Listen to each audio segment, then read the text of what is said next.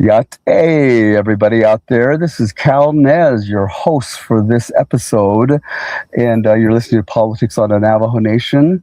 And we're doing a series of podcasts, and now it's morphing over to many other things. We're doing presidential, we're doing the Navajo Nation Council delegates, and we're going to be interviewing other departments, divisions, and different branches of the Navajo Nation.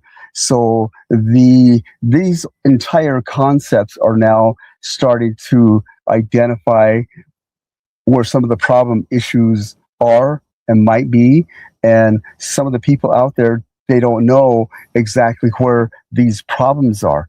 Te huto nait il kito ba panyate il kiko. Ako it's a hot ego a hard she huto a bikidi kato ako a joy added on nithle aden that the gas. We know the law is not perfect. There's all sorts of things. And this particular interview that I'm doing with some members of the chapter house, they'll identify who they are and which chapter that they're coming from. And there's going to be other chapters and other individuals or that have worked with the my recent interview, and that was the Navajo Nation Office of Ethics and Rules. And because of what they are doing or what they're not doing, that is the compass, that's the nucleus of this of these podcasts. So please understand that that's the angle of where I'm coming from. And it's not just going to be this particular group, but there's going to be others that we're going to be talking to. So, and again, this particular is a secondary, probably of many other podcasts that I'm going to do. So, thank you for being here. And so I'd like to get this interview started. So we have some guests here, and you guys can introduce yourselves, all three of you. So turn the time over to you. Thank you. Yat She Ya. My name is Mona Simon. 18 day Nasha, originally from Tisto. That's where I grew up. Tejenditlu Holiende. Ado 1984. E Adich Initna from the Navajo Hopi relocation. In Le Basin Initna, Winslow. Ik Aad Dan Higan. My brother and my sister. Ado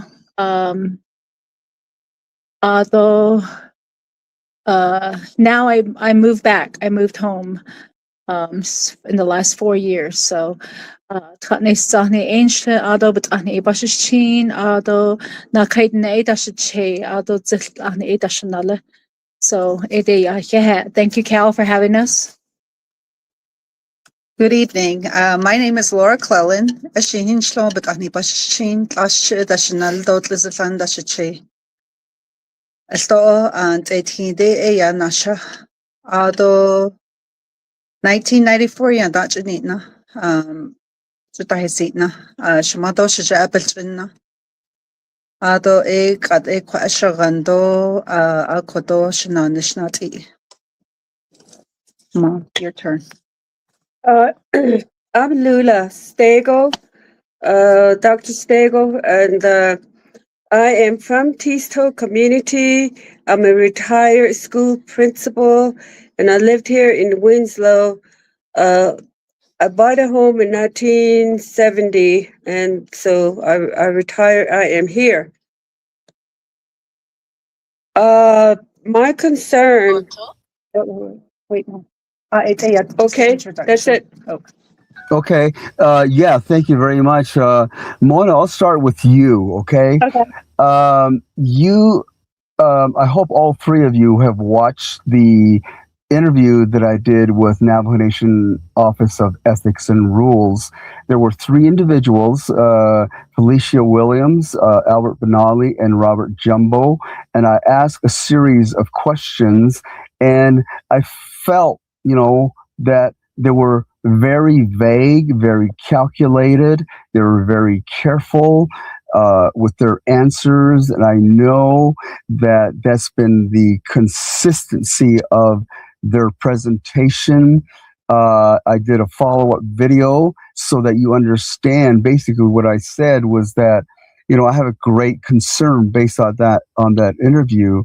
I think the question might be is that these folks might not fully understand who they are working for, meaning that, of course, we all know that's a no-brainer. They're getting a paycheck from the Navajo Nation government. But the purpose of their office was established to represent the Navajo people and to protect the interests of the Navajo people and to protect public trust. So, ako, audit government is supposed to be the other way around. The Office of Ethics and Rules benenda ni cheto lehien. I tried to ask them what exactly it was that they what gauge, how they decide what needs to move on and what can be dismissed, and they never really gave me that answer. So just kind of in a nutshell, what was your thoughts on that? And then we'll get into the specifics. Okay, so I listened to your interview, and I'm very familiar with two individuals, which is the interim director and also investigator Benali. We've dealt with them in filing cases, and also we've had two meetings with them. And they were very welcoming. At least they made time for us, which was very different in dealing with Navajo Nation offices. They actually made time for us. And we met with them at an hour or more at a time, and we talked to them extensively. And the same thing happened. I did my research prior, and I knew that they reported to the legislative branch. And we had talked about this as well in the meeting. And so that they were their oversight. And so it was. So you actually brought up the fact that, hey, you know what? We understand the ethics and rules is under the legislative branch, right? Yes, more than once. Yes. And the reply? Well, they were even then they were kind of unsure. It seemed like they really didn't talk to it.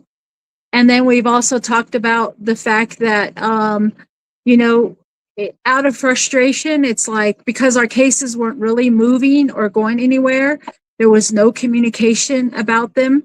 It's like, okay, we really can't help you. So we might just close it kind of.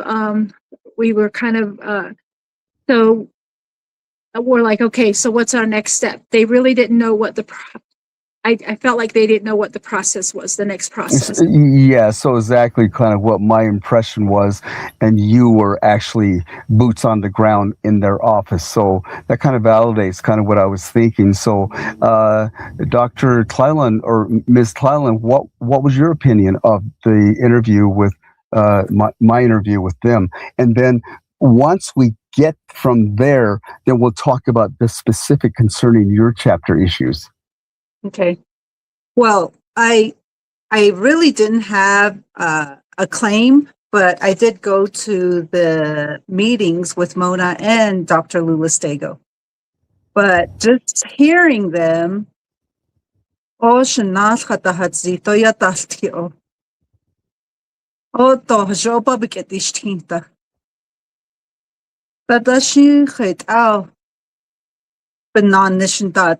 it seems like they know what they're doing at first, and then they come back, and when they start doing their work to finish up their task at hand, so it's not really, there's no process to me, and there's no guidelines. You were asking about, is there a checklist? Mhm. It seems like there's some, Exactly. is there one to a certain point? But then again, they went back to saying, well, we really don't have one, so to speak. So it's confusing to me, and I didn't really understand what their position was. Okay. Thank you. Dr. Stego, what was your thoughts on that? Well, let me sort of go back a little bit. When I first heard about these two's efforts was about 8 months ago. And so I checked and asked them, what is this you guys are doing? You got the chapter people all upset. And so they told me what it was. And I found out that the main thing that the chapter administration was protecting was they did not want, they were shutting down the voice of the people. He's asking about, yeah, Now, she didn't listen to the video. Really, we kind of shared that with her. I understand. Let her talk about what her impression was, just Okay, in okay. general. Yeah, go ahead. We're working with. Okay, so because I'm a retired principal and I have a lot of experience in working with people. And so I found out that they did not want Mona and Laura to get out there with what they were finding out. They were trying to help the community people. And the chapter administration did not want these two to interfere because they were benefiting from whatever that came to the chapter, and it wasn't getting to the people.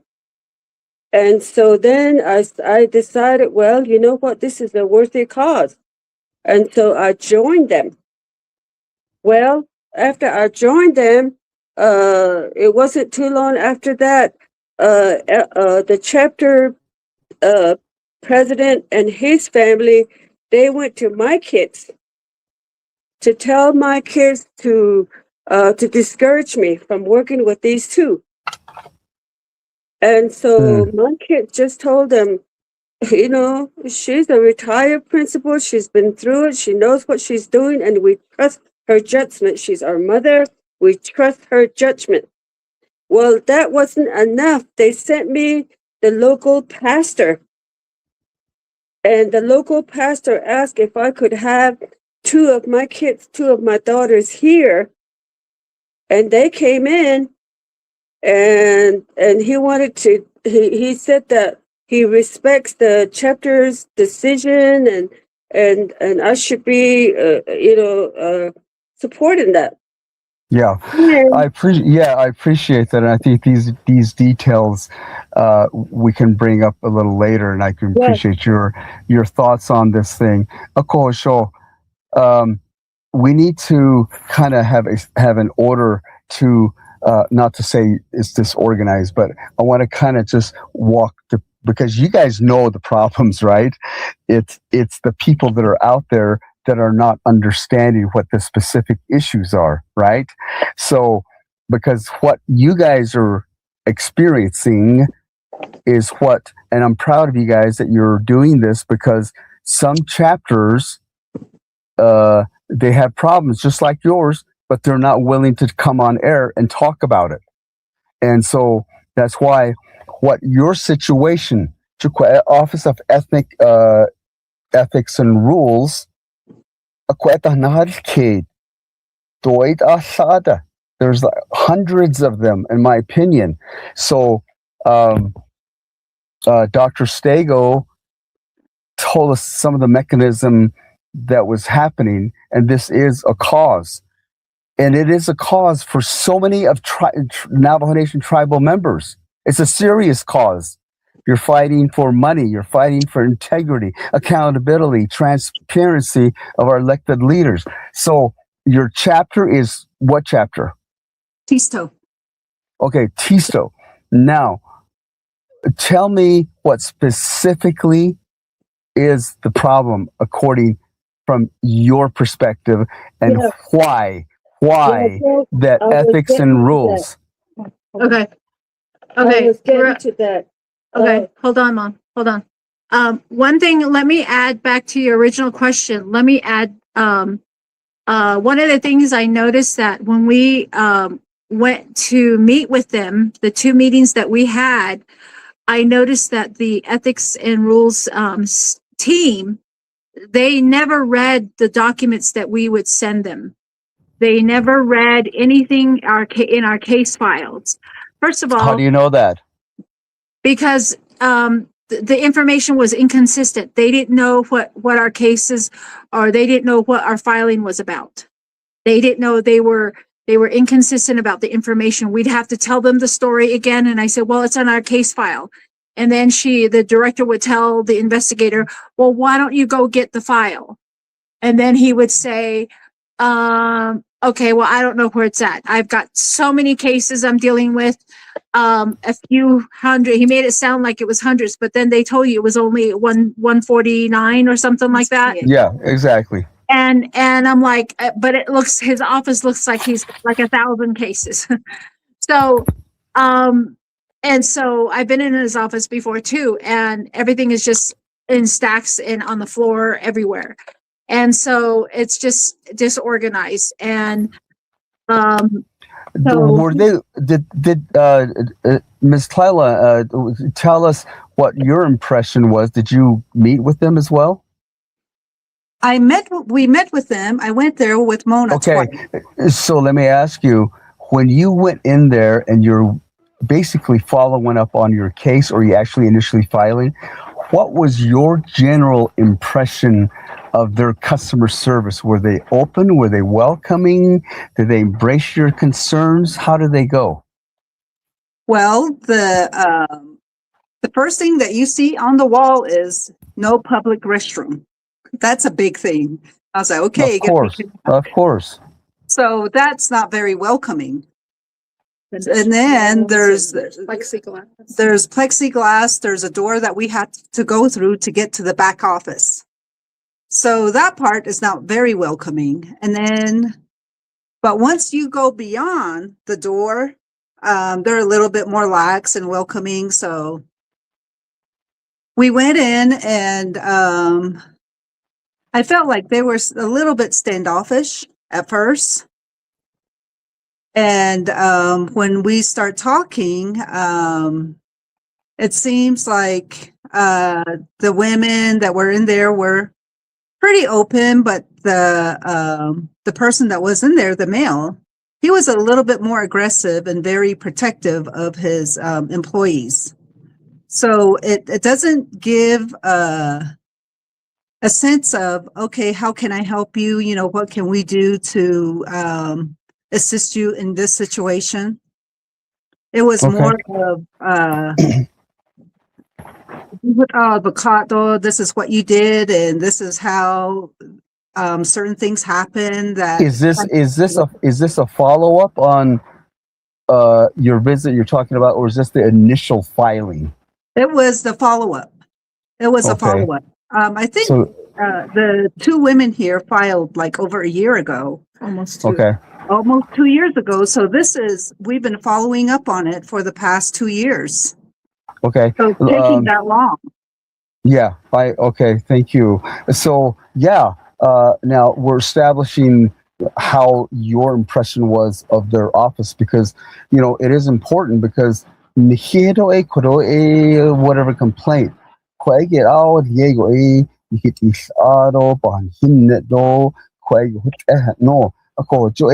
want some answers, right? We want some sort of assurance that our efforts and our travel time and all that was going to be accepted. Dr. Stego, once you felt like that they were brought this in, once they brought this issue and why you joined this effort, tell us what exactly happened. What was going on at the chapter level? Well, let me sort of go back, because I was trying to get to it anyway. The reason I joined these two was because I realized that they didn't want to hear their voice. They didn't want to listen to the people. And so they were doing everything they can to shut down Mona. And so this whole thing, Cal, is that they don't listen to the people. All the Let me way let me let me just clarify. When you say they, that's the Navajo Nation Office of Ethics and Rules, right? well, when I say they, I'm talking about specifically the chapter house. They will do whatever they want to do. If there's money that comes in, they spend it however way they want to spend it because they are not sharing it with the local people. And Mona was in there getting their concern and putting it on the agenda, and they didn't like that. Because here's Mm. the thing, Cal, you will know that everybody talks about all this. They run for different offices all the way to the uh, chapter officials.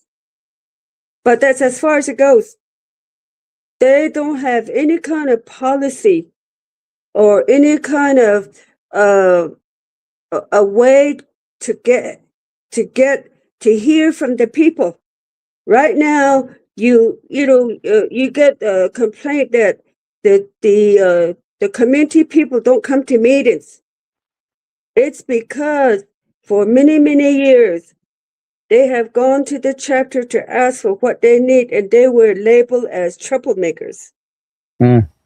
So it's better that they just stay away and try to manage their life Mm. while the chapter administration gets all the money and they know how to use that money for themselves. Now, for example, Elmer Clark has a big house located over there at Belmont. A big, um, somebody said $1 million home.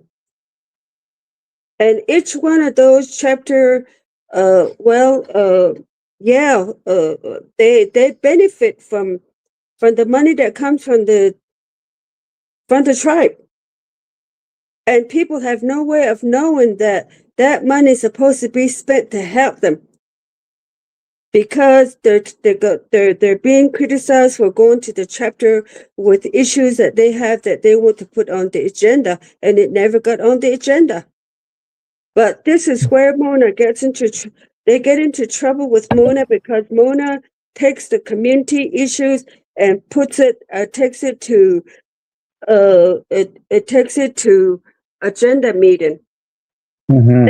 And then a lot of times what she presented at the agenda meeting doesn't show up on the actual chapter meeting, chapter agenda. Yeah, I appreciate that, and I think that I'm really glad that you're clarifying what some of the issues that's happening at the chapter level. Akoho, yeah, Dr. Stego, and we'll get back to you. Let And me say one more thing, okay? okay, yeah, go Now, ahead. what we're telling you, what we are discovering is that the local people don't get served and they're tired of going to chapter meetings. So that's why the Navajo Nation is still in a third world country condition. Mm. Now, that's why ethics, they have no idea what their main job is. They don't know because they don't hear about, we need to hear from the people. We need to know what they need. This is how like they don't ever bring the people together to discuss how money that comes from the central offices to be spent and it's supposed to be for them, but it goes to the chapter officials. Mm. Mona, can you follow up on her like add to it what were some of the other particulars. And once we establish that, then I want to take that to the next step, which is, of course, these were your concerns, and then how that you went to ethics and rules. So can you add on to other things? I'm sure you have your perspective, and then we'll get back to Ms. Cleland, then have her input as well. Well, I started going to the chapter meetings like 4 years ago now, and just listening and hearing what's going on and listening to the budget reports, and everything's pretty vague. There's no minutes that are shared, and I know there's some rules, policies, guidelines, and I started, reading up on those, and just listening to other people that have been in the Navajo Nation for years and what they say. I've take to just listening to other people that have been in the, like I said, leadership, or just because I didn't know. I've never been in that in the chapter business so it's just kind of feeling it out and going to the meetings. And then I started. I know that the Navajo, the relocation on behalf of my dad, I needed to get some help for him. I know the ARPA funds were out now, and the application process started happening, and I started listening to that. And at first, their goal was to get 300 applications, which was recently confirmed. That was the goal, 300 applications. And they had enough money to cover that. But then they only received 169 applications. And, I covered things like, okay, so what are you doing to meet the rest of the applications? Well, they didn't do anything. They kind of just left it alone. So they're working with 169 applications. Well, then they broke that up into 3 phases. The first phase, they said that they were going to only issue 60 people, work with 60 people. And then they all of a sudden just threw in that we're going to buy heavy equipment. And in none of these, they inquired with the community, like, so, and then I'm really the only one going to the meetings besides the chapter president's immediate supporters, and immediate family and supporters. So when you're at the chapter meeting, there's 2 rows. There's the row closest to the door, the entryway, and it's the chapter officials, the chapter president, his immediate family, and his supporters. They all sit on that side. And then there's the other side of the chapter, which is me mostly. And then when Laura moved back from Tucson, she started joining me. And then Shema, Dr. Lula, started joining me after she learned, what we were doing. And then she started joining us and supporting me. And then I have elders behind me that they try to speak up, but can't be heard, that they don't hear. One's been asking for help for years. They don't listen to her. They just ignore her. They've gone as far as laughing at her, about her, and they just dismiss her because she's not anybody important or anybody with status. In the meantime, the group over here, it's all family with name, family higher up, family with voting ability, family with, distinguished family with, by all means, more power to them, Yeah. I grew up with highly respecting them. Yeah. I grew up that way. So, but that's really how it. But so that's kind of how you got started. You noticed that there's some discrepancy going on as far as who's involved and such like that. Ms. Cleland, what did you see in there that was the initial problem? Well, when I started going there, it was appalling to me that every time that Mona would bring up an issue, a concern, adding to the agenda, everyone on that side would stand up and yell at us or yell at her. And I was like, is this what you experience all the time?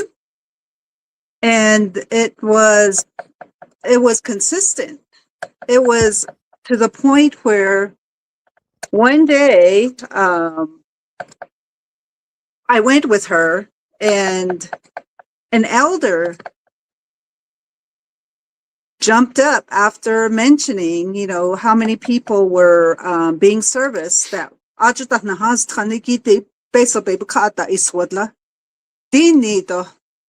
she got upset, and she got up there, and she even started stomping her feet and yelling. She was literally yelling. Alcohol. I was like,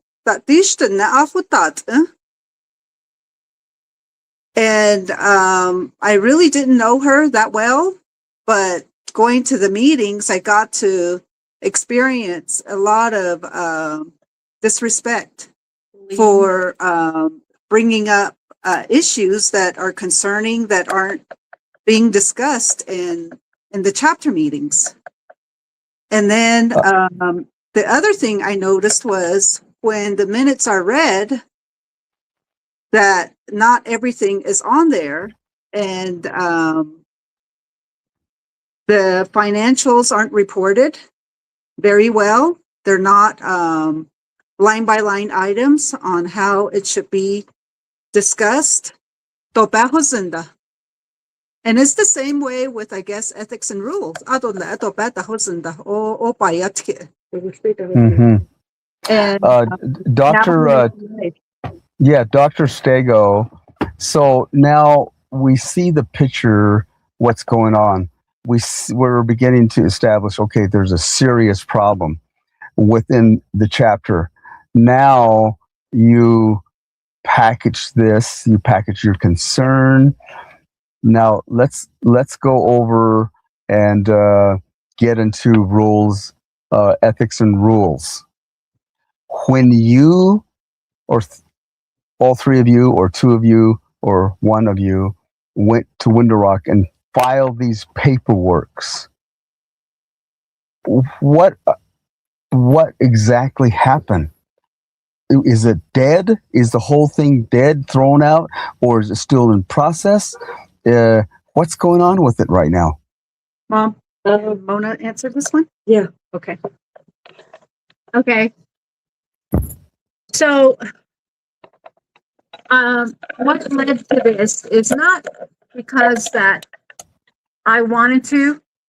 It's because I was it's because what led me to this is all this time is like people were telling me there's an ethics and rules office. There's an ethics and rules office for this. But I didn't want to. Now, what led me to their office was because of I ran for vice president, and because people were telling me, and that people were actually paid for me to run for the vice president position, and I did, and I didn't win the position.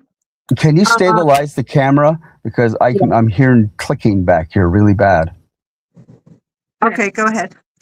And so Okay. I didn't win the position, and so there was issues that happened there. There was some administrative. Then I brought up the administrative issue because then I thought, okay, well, issues happen at the election time, and then I brought up the administrative. So it was an all-in-one filing. I figured I came here, I might as well do it. Go ahead and do the administrative issues, the mismanagement, plus the election day discrepancies. How was your packet when you took it in? How was your package organized?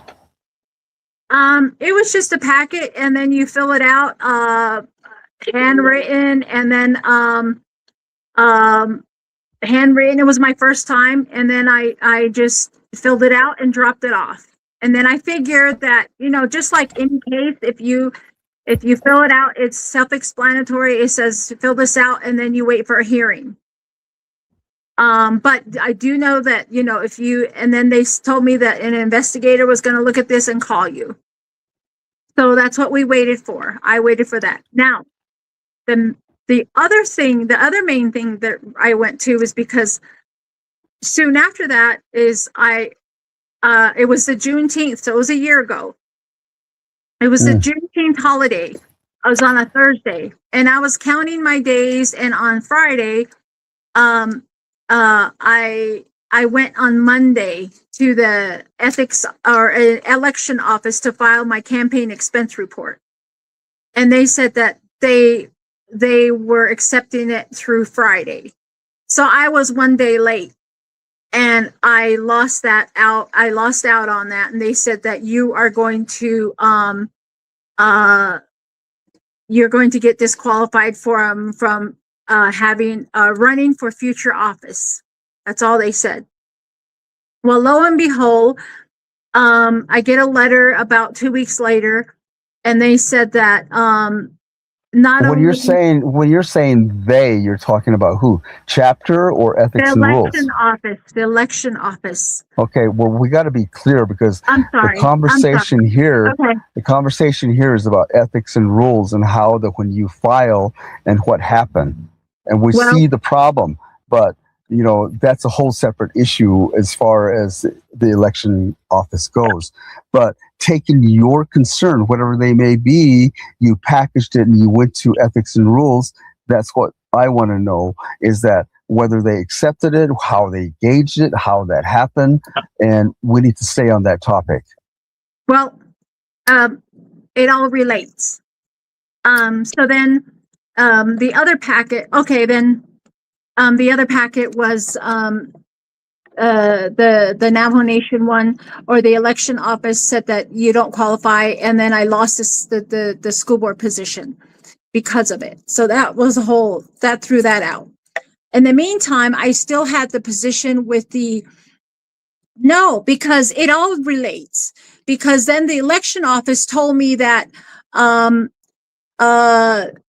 they said that they wrote to me and said you don't qualify, and we're you don't qualify because and we're going to take you out of your school board position because you filed, and for 5 years you don't qualify.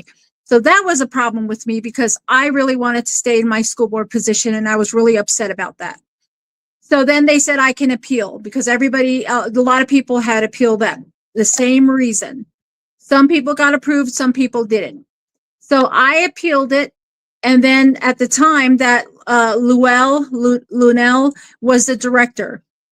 And he said that he told me that he was going to talk to the election board attorney.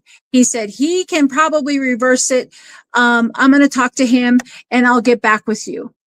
So then, because this is a valid reason why you couldn't. And so then he told me that, so hang on. Well, then they let him go, or however he left. And then the new guy came on board. I forget his name. He came on board, the new director. And then he said he studies law, or he's an attorney or something. He told me that this is a valid reason that you should be able to be heard, but you should go before the election board. And so this is advice from the ethics and rules department. So then, I mean, here's the question. Okay, no doubt that there's all these overlaps, but in terms of ethics and rules, that's protecting public trust, the entire Navajo Nation, and also to protect the interests of the Navajo people. Now, serving, protecting your job kind of appears you have a personal reason to file these grievances. But what I'm saying is that, when you discovered all these discrepancies,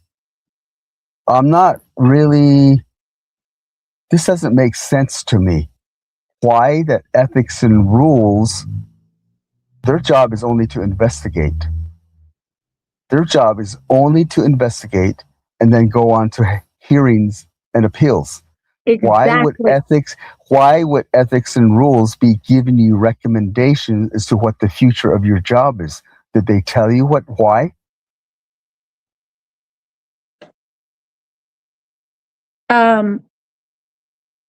As far as about what? The future of which job? Your job. Why would they be making recommendations to you that is kind of like out of their jurisdictions, because their job is to investigate, not to advise people who file complaints? Exactly. I don't know. I simply advised with them and said, okay, this is my situation. Where do I go from here? What do you recommend? Well, I advised with them. They should have said, okay, it's a done deal. You deal with at the elections office. We can't advise. They should have told me that, but no, they went as far as telling me all this. So I've documented all this. I've included Miss Curley. Is it Victoria Curley? Tanya Burbank with the Fort Defiance Agency election. I've included the election board. I've included my council delegate. I've included Department of Justice. I've included the ethics office. I've included everybody. So there's nobody that can't say that they weren't included in this. So my emails have included everybody. So somebody should have stopped it if this was wrong. I include everybody all the time. So, and anything that I do, I include everybody. Okay, so no place, that nobody can say that I. Right. So you included So you included everybody. You gave all information. Yes. Yes. But I said, why? So your case was dismissed? Well, and then I the other one was the admin case. So then we went to they asked us, okay, we're going to go to Dilcon. We'll meet with you. So Dr. Lula Stego and I went to Dilcon and we met with them there and they said, we're going to meet with you. We thought we were going to have an official hearing. We get there and we're put in a little office in Dilcon at the old police department. And it was just between the four of us. It was just between me and them. I thought it was an official hearing. We were led to believe that it was. No, it was just an investigation interview, but they recorded it. And so we went through the whole process. We did the oath and everything. And then based on that, they closed it, because then the next meeting back in Window Rock, there was in red on my folder, it says closed, even though we weren't done. And then Dr. Lula, they gave her a guidance on what to do to send a letter to the chapter president. And then they said, once he responds, then we'll go to the next step. Well, the chapter president refused to respond. And then on that, and it just was open-ended. I don't know if I think her case was closed too. And nobody communicated any of that back to her. We've called and left messages, called and left messages, called and left messages. Nobody ever calls us back. So based on what you're telling me, the way I'm looking at this, tell me if I'm wrong, you file all these concerns you guys are all talking about with the chapter. You've got some pretty foundational and pretty legitimate things. You packet it. You went to ethics and rules, and now now here's the question I want to know, and I know that the listeners do also want to know. Why do you think that ethics and rules is giving you some strategical recommendations rather than fulfilling their job, which is investigating your complaint? Why do you think they did that? I think that's why those two gentlemen are gone. So I do. I think, Okay. Cal, Yes. nobody understands the whole problem is at the chapter level. They don't listen to the people. They don't talk to the people. So even ethics have no idea what the whole problem is here. They don't know. They don't know that the chapter officials, they do their own thing. They use the money that's supposed to, they just don't share that with the community. And the community is saying that they don't go to community meetings anymore because they were told when they went there with the concern that they were told they were troublemakers. So they just learned to stay away for years. So ethics has no idea that that's the condition at the local level, that people are not being heard. People's concern and voice is shut down. That's this whole thing behind why they don't like Mona. So Have you but heard of any other situations with other chapters that are similar to you, maybe in your own district, that something's going on like this? yes, yes. And okay, now it is the situation in every chapter. Mm. The community people are held hostage. They're afraid to come out and talk and say we're not getting help from you because they've been penalized like what they're doing to Mona.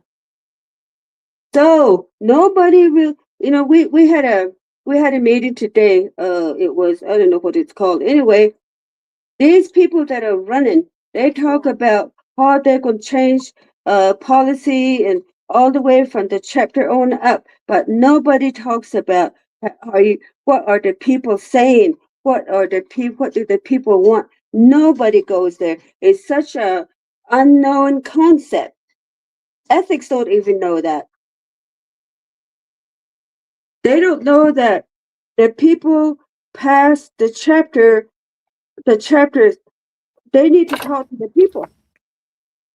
Like you're doing us. Yeah, I really do appreciate you sharing those information. So now back to your involvement, because what we're trying to do here is that no doubt there's a problem at the chapter level, and it's not just only your guys' chapter, but it's majority of the chapters that are out there. So 110 chapters. yeah, there's 110 chapters. There's a lot going on. But in your opinion, Miss Cleveland, what do you think? What do you think? Why? What's the problem? What, in your opinion? Well, I should just say not a problem, but let me just say what's the issue and why is there seems to be a bottleneck with ethics and rules? Oh, geez. I think that their jobs aren't very well defined on what they need to do and how they need to work their office. I feel like there's no guidelines. There's no description of what they need to do. And you kind of brought it up in the last interview with them. And I thought about how the system is set up. And we talk about fundamental law and how Western laws were adopted into our society. And when we talk about fundamental law, we talk about and how I guess the universal laws and moral laws are being used, and people don't know. Our government doesn't know how to use it. So what the Sani do has tweedo do they kind of got confused and they don't know how to work their own jobs. So it gets very confusing when you listen to the tribal employees. So in my opinion, I don't really think they know their roles on how to work with the people, or even rule on the issues that are at hand. So when you say that, one of the things is that again, we're starting to kind of define what what ethics and rules. So are you saying that ethics and rules is really a bottleneck, or are they not? Are they the gatekeeper as to what's prosecuted and what's not? I think they're a gatekeeper, and I think the way I understood it was they are like equivalent to the FBI of the United States. They're supposed to bring justice for the people, not for the government. But if the government is doing something wrong, they should be able to file the things that are being done to the people. Do you think that has any relevance to maybe because they're under the legislative branch? I think so. I think they should be their own entity, separate from the government. And then what's your feelings on office of hearings and appeal being under executive? Exactly. How is that supposed to work? I mean, I don't understand. I don't understand it. Do you think that there was a parallel to your guys' complaint because it's through the way it's structured is why that you guys aren't getting anywhere? Yeah, there would be a shakedown, I think. Okay. Ako, so Mona, today we've been talking for almost nearly an hour. Ako, Shane, could you give us your closing comment, and I'm sure we'll be doing another interview at some point and talk about greater information and as well as update. Cal, can I just say one more thing before Mona speaks? Okay. I think this thing about, I think the reason why our tribal government ethics, even at the chapter, to tell you the truth, they really don't know how they are violating the voice of their own people. They've never heard it. If you study the foreign countries that are third world, how did that happen? You first take away their voice. You shut them up, and you penalize them for expressing their needs. And pretty soon, people just give up, and they have no voice in their government. The government does whatever they want to do. Well, that's what's happening in our country, in our reservation. These people, the leaders, they don't know. When we say you're not listening to the people, you're not hearing from the people, they don't know what we're talking about. So that's why ethics themselves, they have no idea what it means, what we're saying. There's no concept. Yeah, thank you. That's powerful. Thank you very much. Mona. Okay. Again, Cal, for doing this and getting our word, getting us heard out there. Really, just when we met with the interim director, Miss Felicia, and then Aldo, investigator Benali, we spoke to them at heart. We've gotten to the point where it got heated, but we got back down to also, and we said to them, from the heart. We spoke from the heart and said, "Hashit ao," Anni, you're here for the people, because aside from, because they're both police officers, and you know that's where their timidness comes from, and you know that's where they're very guarded. That's where they're coming from, and it's like they're waiting for their next direction from somebody, and it's definitely not the people. Um, and But it needs to be, and it's like we reminded them. Shamalula and I reminded them, you're here for the people. So there's got to be some way, because they were already telling us that our case is just going to be closed. Mm-hmm. And we're like, how can you just close it? The laws are being broken here. This is not fair. And I said, there's got to be, when you have an attorney in the hearing, I mean, how come we can't be heard in an official hearing? You know, if the hearing is happening in your office, why can't you just get us a hearing? Because I truly believe that if we have a hearing, that we are going to be heard and we win our case, because the law is on our side. And they said that, I said, there's got to be some loopholes to get us through to a hearing. They were just like, they didn't know how to answer that. They didn't know what to say to us. So we tried everything. And then all they could tell Lula was that, you know, try this one thing with the chapter president. And then with me, they didn't really know what else to say. Like I said, then we went to Window because we didn't hear from them for weeks again. We went there and we went, you know, when the investigator presented the file, not because we showed up, but because his director said, go get the files. And it took him a while to go retrieve it. And then he came in and there was this big red mark that said they're closed. So that was interesting. Wow. But they didn't want to crazy. open it.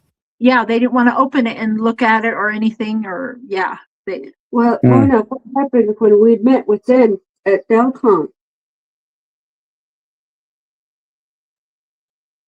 Count, and we told them that it was critical that we continue with this process, but they didn't tell us anything, so they left, and we waited. I think like maybe a week. We didn't hear from them. So when we finally heard from them after meeting with them at Delcon, they told us that they dropped the case. That's how that happened. That's amazing. Ako Sheila Kehla na kuro o nikitla so neto nikitla sado. Again, you're listening to Politics on the Navajo Nation. This is Cal Nez, your host. I started looking into these ethics and rules. I tried to get the office to address what their office is about and see how fully they understand their responsibility, their job description, and basically what really their role are. Who are they representing? Is it the government or is it the people? And that was a huge question. And that's where these separation of or lack of understanding, to me, and maybe, I mean, obviously this is coming through this interview, and no doubt Cal Nez and the people like these three fine ladies from their chapters, you know, they're basically reiterating exactly what our concerns are. And these concern is that here's a monstrous lack of whatever problems. I hate to use the word corruption, but it is corruption. And when that knowledge is there, it's public information. It goes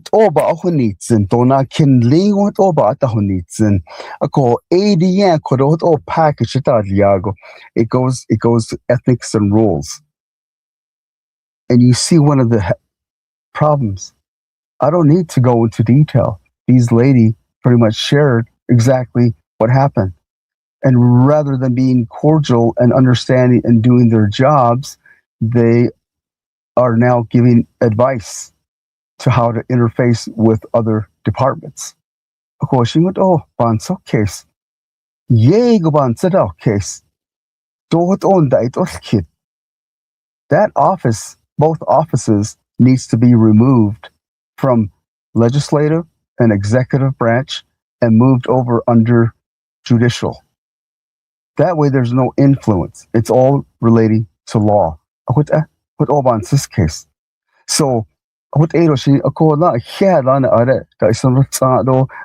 I want to thank you, ladies, for coming and sharing your stories. We'll do follow-ups, and we will be in touch here very, very soon. You're